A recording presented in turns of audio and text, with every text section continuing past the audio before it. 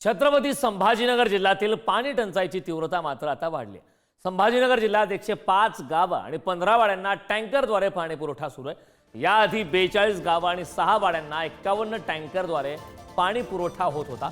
आगामी काळात पाणी टंचाईची झळ आता आणखीन वाढणार आहे। छत्रपती संभाजीनगर जिल्ह्यात टँकरची संख्या 154 झाली आहे। छोट्या मोठ्या प्रकल्पातील पाण्याची स्थिती आणि कमाल तापमानात होणारी वाढ पाहता आगामी काळात पाणी टंचाईची झळ आणखी वाढणार आहे।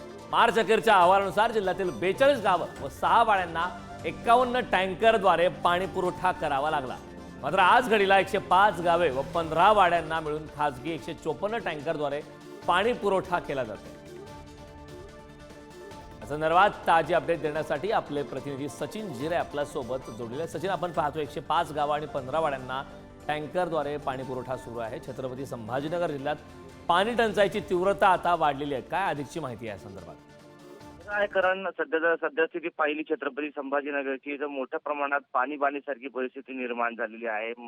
संभाजीनगरच नाही तर संपूर्ण मराठवाड्यामध्येच मोठ्या प्रमाणात पाणी टंचाई आहे। आता जर सध्याची परिस्थिती पाहिली तर 42च्या वर तापमान जात आहे। त्यामुळे मोठ्या प्रमाणात बाष्पीभवन देखील पाण्याचं होत आहे।